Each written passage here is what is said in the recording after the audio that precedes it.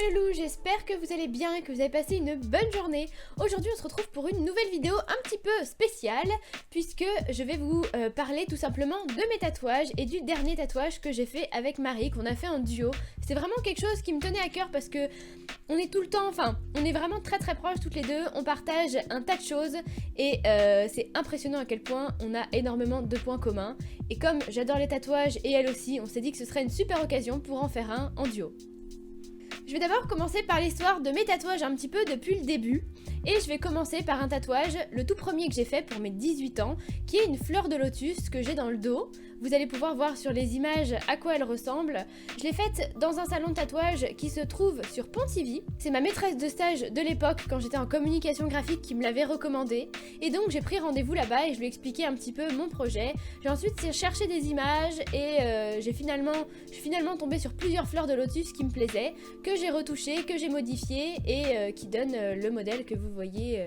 Cette fleur pour moi elle symbolise un petit peu la libération, puisque c'est vrai qu'avant mes 18 ans j'ai vécu des choses qui étaient pas très faciles et à mes 18 ans quelque part je me sentais un peu plus libre de faire ce que je voulais, d'aller où je voulais, de voir ou de pas voir les personnes que j'avais pas envie de voir, que ce soit dans mes proches ou dans ma famille. Et pour moi c'était vraiment ce symbole de la fleur de lotus qui s'épanouit à ses 18 ans. Par la suite, un petit peu plus tard, quand j'ai eu mes 22 ans, j'ai décidé de faire un autre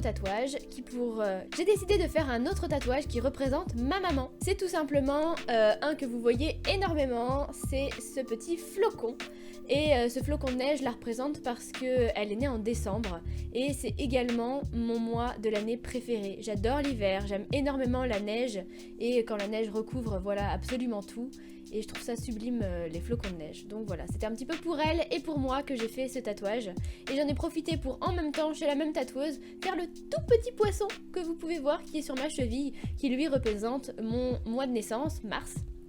Puisque je suis un poisson, mais j'avais pas envie de faire un gros poisson, donc celui-là symbolise très bien mon signe sans être imposant et parce que je le voulais pas à un autre endroit. Ça c'est pour la première partie. Ensuite je me suis installée à Lorient et à Lorient je me suis vraiment épanouie, j'étais vraiment bien, c'est là où j'ai commencé à travailler, je travaillais en tant qu'aide-soignante et j'avais donc mon travail, mon appartement etc. Et j'avais envie d'un nouveau tatouage pour symboliser un petit peu cette période de ma vie où j'étais vraiment bien, vraiment épanouie. Et j'ai décidé de choisir la rose qui est vraiment ma fleur préférée, une fleur qui est très belle, très fragile, très délicate et qui en même temps a des ronces et qu'on ne peut pas couper ou qu'on ne peut pas embêter entre guillemets comme on veut. Donc cette rose c'est celle que je porte sur l'épaule avec des petites perles qui tombent, des plumes et qui fait un petit peu penser à un attrape-rêve. Les attrape-rêves je trouve que c'est vraiment quelque chose qui est très joli, mais je me voyais pas faire un attrape-rêve directement sur le bras. Donc j'ai demandé à mon tatoueur de faire un mixte des deux et le résultat je le trouve vraiment magnifique. Quelques mois après ce tatouage j'ai décidé d'en faire un deuxième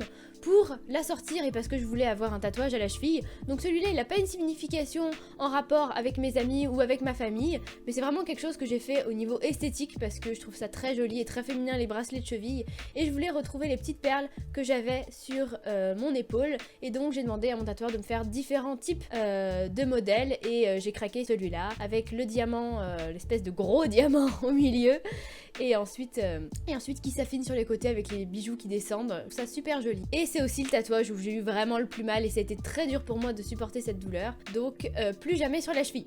Et enfin, pour terminer, le tatouage que j'ai fait avec Marie, celui que vous attendez sûrement de découvrir dans la vidéo.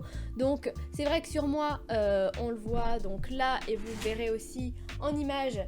C'est un renard qui est assez symbolique avec le soleil. Vous pouvez voir que la moitié de ce renard est fait en cristal. Ça fait penser un petit peu à Frozen Crystal et c'est des formes géométriques qui sont vraiment jolies. Et puis l'avant avec un renard plus réaliste et vous voyez qu'il y a des petites flèches et qu'il y a un sens. Et en fait quand moi et Marie on se met juste à côté et ben voilà, vous avez une espèce de sphère, les deux se répondent et ça fait un petit peu une forme de yin et de yang que je trouve vraiment jolie et qui fait vraiment toi et moi, on est un peu le renard et le loup, on se complète, on s'entend bien, on aime les mêmes choses et on va jusqu'à se faire ce tatouage ensemble qu'on gardera à vie.